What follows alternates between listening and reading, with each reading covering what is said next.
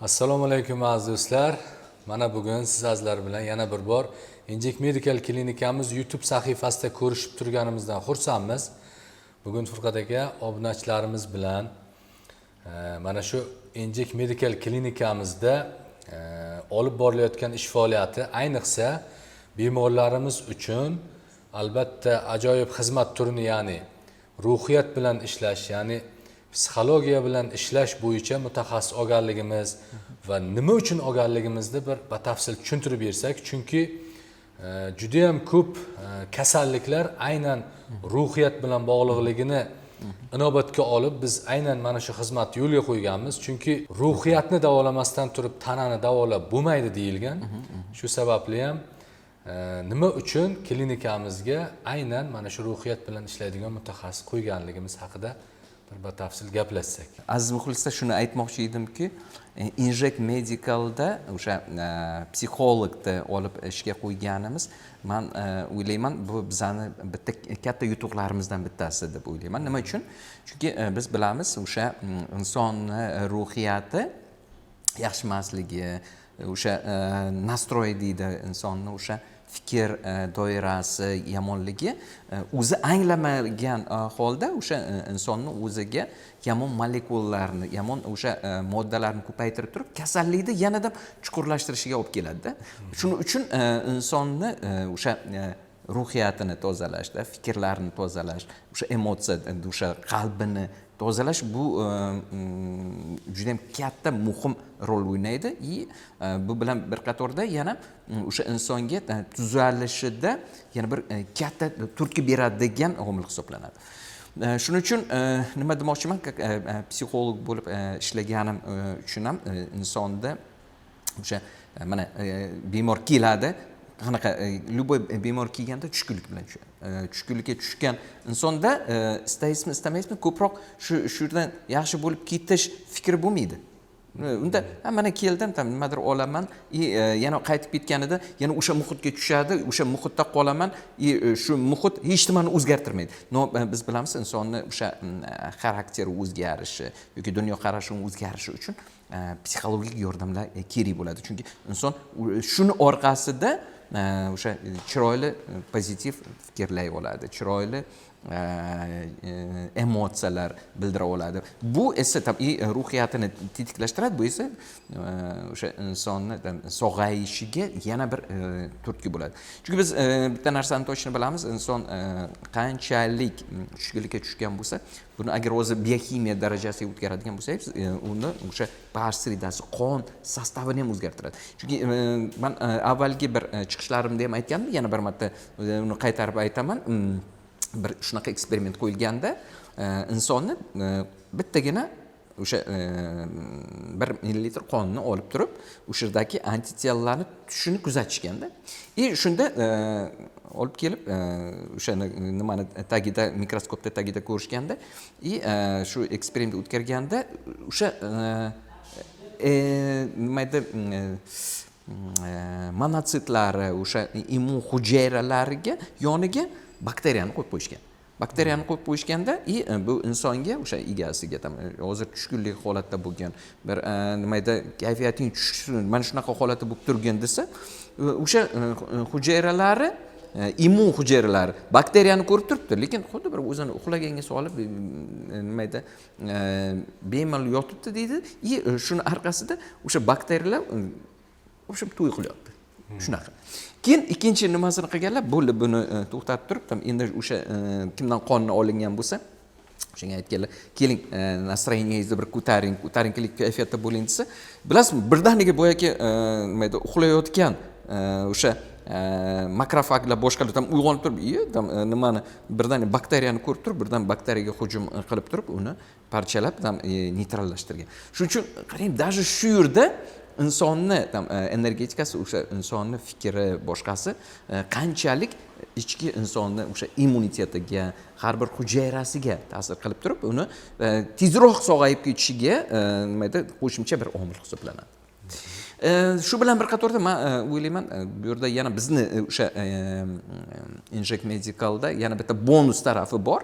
Mana insonlar hozirgi kunda ko'pincha o'sha buqoq bilan kelishyapti-da, tam ginekologik kasallik, besplodiyya bilan kelishadi. Adenoid bilan kelishyapti. Bu nimayda astma sostoyenidan chiqayotgan nimalar kelishib, nima qilyapti? No, psixologimizda ishlari faqatgina mana shu kasallar bir ishlashga emas. Shu bilan bir qatorda qarang, ko'z mashqlarini beradi. Shu bilan bir qatorda o'sha yerdagi bemorlar, demak, ko'z nurini tiklash olishadi. Undan tashqari psixologiyada ishlab turib nevroz, nevrosteniya, o'sha sentral nerv sistemasi bilan bog'liq bo'lgan qandaydir bezovtaliklar, demak, sentral nerv sistemaga положительный ta'sir ko'rsatadi. U yerda yana mashqlar berishadi, o'sha sustavnoy gimnastikalar bor. Demak, bo'g'imlarni tiklanishi, ularni ish faoliyatini oshirib turish uchun. Jigar, pochkalar bilan ishlanadi. Masalan, bizda hozircha o'sha pochka yoki nima bilan yotadigan bemorlarimiz yo'q, lekin shu bilan bir qatorda baribir kimlardir asorat qilgan, mana shu tana a'zolarini ham tiklashga yana qaratilgan.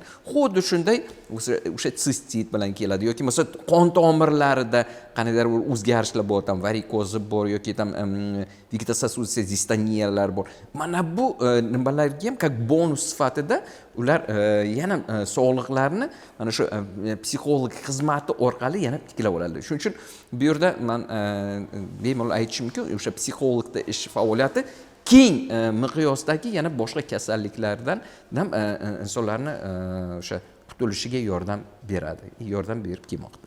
Demak, Furqat aka, mana bir muammo bilan kelgan bemorlarimiz, demak, bizda psixologimiz bilan birgalikda ishlab, bonus sifatida o'sha qo'shimcha muammolarga ham, demak, bemalol yechim topishlari mumkin.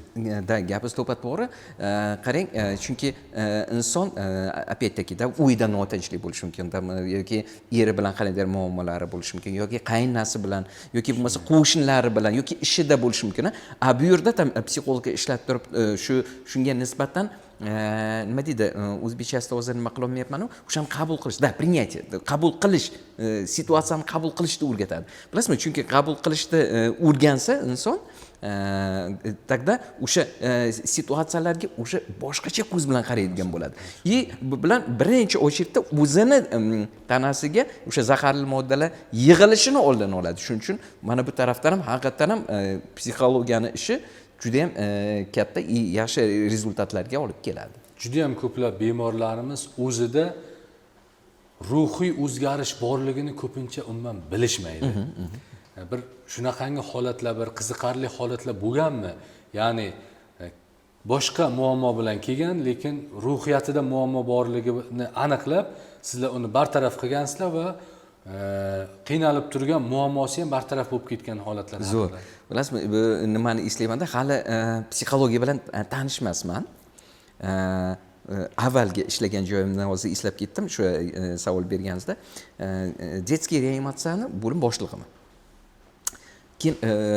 Keyin o'sha psixolog bo'lgandan keyin mana shu nimalarga keldimda, hozir shu juda qiziq bir voqeani aytib beraman. Bir ona telefon qilyapti-da, menga aytayotdi, nima edi, endi men avtoritetman, ko'p bolalarni nimasiga juda ham yaxshi tushunardim u paytlar. Hozir ham tushunmayman demayman, hozir ham juda ham yaxshi tushunaman. No, o'sha yerda vaqtda telefon qilyapti, "Furqat aka, qayerdasiz? Bolam bezovta, shunga yordam bering" deb nima qilyapti. Men aytayapman, "Voy, opajon, men uzoqda edim, Toshkentda edim, bir 2 kundan keyin bo'laman" deb shu nima qilganimdan keyin bir 2 kundan keyin eshitsam, bolacha reanimatsiyaga tushib, ahvoli yanada og'irlashgan, boshqa. Men tushunmadim. Men bilasizmi, ichimdan ozgina chiqarinib o'tib, voy, yo'lga yordam bera olmadim, boshqa bu o'zimdan nimaman. Ikkinchi yana bitta xuddi shunaqa situatsiya. Qarang, nimayda yana boshqa endi onagina telefon qilyapti. "Voy, doktorjon, siz qayerdasiz? Bolam shu bezovta, keling, yordam bering." Bo'ldi, hozir 15 minutda boraman. Shuni kirib boryapman. Nimayda bola bemalol pishilib uxlayapti. Bilasizmi, o'sha vaqtlar bu narsaga aqlim yetmaganda, chunki psixologiyani tushunmasdim-da. Nima bo'ldi? Qarang, nima bo'ldi? Birinchi holatda man borolmayman deganimda man endi avtoritetimga o'sha bu onada tushkunlik ichki yanada bir bilan urush voy endi nima qilaman endi balam nima bo'ladi nima qo'yadi qarangda mana shu nimasi bilan bolasini emizadi-ku mana shu yana sutga o'tgan shu emotsiya nimalari balasiga o'tadida bezovtalik kuchayib ketadi. Ana nimani arkasidan bola ertaga o'sha yo reanimatsiyaga yoki ahvoli nima qiladi. Onani ruhiyati qanaqa bolalarga ta'sir qilyapti. Endi ikkinchi holatni qarang. Nimaga tinchlanayotgan? Ha, bezovtaydi boshqa. Men hayron qoldim. Doktor dedi, bezovtaydi boshqa, lekin siz kiyinishi tinch. Nima bo'ldi? Ha, doktor mana shu ekan, uzoqda emas ekan. Tinchlanib oldi ona. Spokойно tinchlangandan keyin uni ruhiyati farzandiga o'tyapti, bolasi tinchlanyapti. Demak, ikkala holatda ham bitta onada bo'layotgan, bitta farzandda bo'layotgan holat. Qarang, insonni o'sha holat shuning uchun biz bu yerda ham aytamiz-ku, mana bu yerda keladigan bemorlarda nima deydi, uyidagi muhit ham juda ham katta rol o'ynaydi. O'sha otasini unga munosabati, onasi. Men masalan bugun bir qiziq bir situatsiya bo'ldi-da. Bola istamaydi, nima kelishdi, lekin otasi yo'q, borasan qizim, nima edi, borib обязательно lechение olishing kerak. Qani deyman, mana shunaqa nima edi, tushunadigan, o'sha tushuntirib beradi oladigan, o'sha qo'llaydigan nimalar bo'lsa. Yoki ikkinchi holatda nima ko'ryapmiz? Bittasi kelini kelish kerak ekan, shu qaynonasi qo'ymaymiz-da. Yo'q, bormaydi, kerak emas, yordam bermaydi bu. Endi qarang, ikki xil holat. Bittasida otasi nima qilib buni ishontirib, yana ichki nimasi ruhiyatini ko'tarib, nima edi, yaxshi bo'lishiga sabab bo'lyapti. Pust mayli 100% emas, хотя бы 20%. Ikkinchisida esa-chi nima edi? Bu foydasi yo'q, uni ilojisi yo'q, bo'ldi. Yig'ishtir, baribir bundan foydasi yo'q. Insonni qanchalik tushkunlikka tushirib, endi bu yerda bo'ladigan muolajalarni yana effektivnisini kamaytirish. Chunki uni holati соответствующий nima edi, yaxshi qabul qilinmaydi. Uchun men juda ham istardim, kim bo'lishidan qat'iy nazar, yoki qanaqa kasal bo'lishidan qat'iy nazar, shu uyda ham voy o'sha bemor bo'lgan kasallarni nima edi, ruhiyatini ko'tarib, o'shalarga faqatgina chiroyli, mayli, ishonib nima edi, хотя бы shu situatsiyaga xotirjam qarashingiz juda ham katta siz tarafdan nima edi, yordam bo'lgan bo'lar edi. Mana Furqat aka, qalqonsimon biz bilan bog'liq bo'lgan muammolar juda ham ko'p insonlarimizda uchraydi. Savol-javob qilganimizda aynan qalqonsimon bezida o'sha tugum bormi yoki boshqa muammosi bormi? Bunaqa insonlar ko'pincha juda ham ko'p xafa bo'ladigan, dardini ichiga yutadigan, ko'p asabiylashadigan odamlar ekanligini ko'pincha ko'ramiz. Lekin mana bizni hujayra darajasidagi davolash metodikamiz orqali ko'pchilik bemorlarimizda o'sha tugullar so'rilib ketyapti, qalqonsimon bez faoliyati demak tiklanyapti, gormonlari tiklanyapti. Lekin bularni agar ruhiyati bilan ishlamasak, erta yana kelajakda o'sha tugum paydo bo'lishi mumkin, to'g'rimi?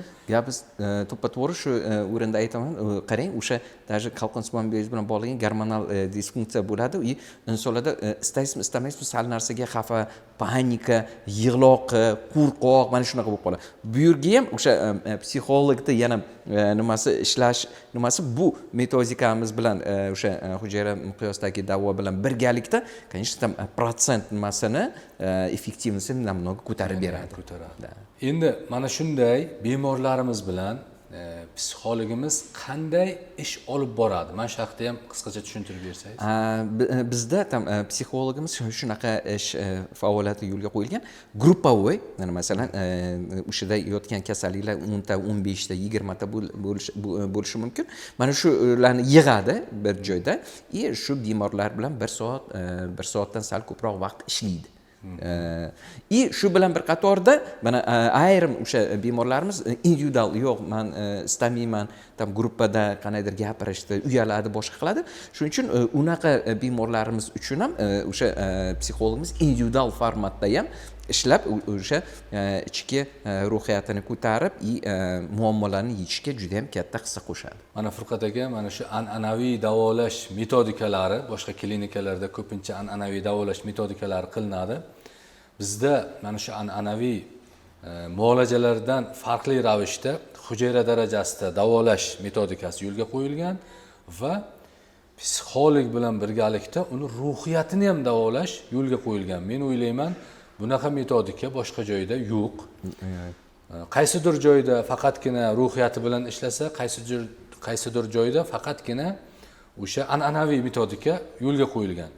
Lekin biz bilamizki, ko'plab kasalliklarga hozirgi kunda an'anaviy davolash yordam bera olmayapti.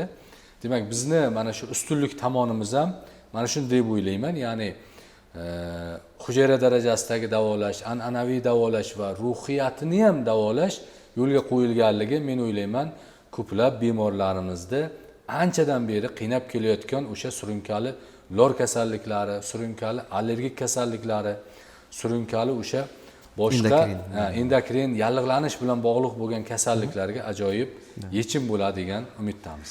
Shu bilan bir narsani aytib ketmoqchi edim, Ilyosbek, bilasizmi, bir такой кейс deb aytsangiz ham bo'ladi. Bir bemor aytibdi-da, bunaqa mana bu biz detoks deymiz-da, tam vitaminni nima qilib, свежевыжатый nimada qilib beramiz-da, свежевыжатый. O'sha kerakli vitaminlarni, kerakli minerallarni o'ziga olishadi. Bunaqa asli qimmatga tushib ketmaysizlarmi? Bunaqa свежевыжатый sokda agar bir joyga chiqib nima qiladigan bo'lsangiz, Toshkentda 60 ming, 70 ming so'm turadi bir. Sizlar bo'lsa, как бы tam tekinga nima qilib berib turibsizlar, yoki shunchalik ko'p nima o'zlaringizda nimalaringiz, огородlaringiz bormi degan nimaga olib boradi. Qarang, bularni o'zi ham shu qaratilgan bitta narsaga, чтобы o'sha yerda inson kelgan inson o'sha vitaminlarni nimalarni ko'paytirib turib anemiyadan tezroq, chunki bilamiz, anemiyani o'zi ham ko'p kasalliklar olib keladi. O'sha ichiladigan nimalarni ichida ichak faoliyati buzilishi kuzatiladi-da, qabziyat boshqa ularni nimasini olinadi.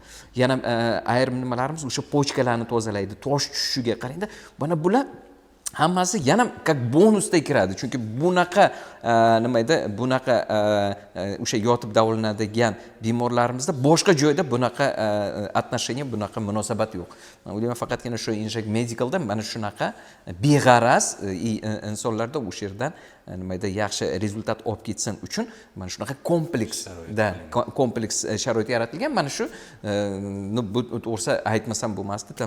Men o'ylayman, bu ham yana bizni yana bitta eng yutuqli taraflarimizdan deb hisoblayman. Xo'p, aziz do'stlar, bugungi videomizdan xulosa qiladigan bo'lsak, Inject Medical klinikamizda mana shu hujayra darajasidagi davolash metodikamiz bilan birgalikda bemorlarimizga yana ham ajoyib natijaga erishishlari uchun, muammolari qaytalanmasligi uchun albatta ruhiyat bilan ishlashni ham yo'lga qo'yganmiz.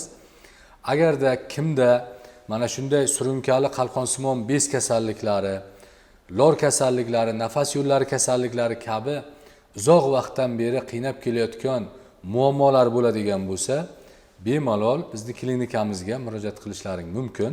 Aynan bizni hujayra darajasidagi davolash metodikamiz haqida batafsil ma'lumot olishni istasangiz, bundan oldingi videolarni ham ko'rib chiqishni tavsiya qilamiz.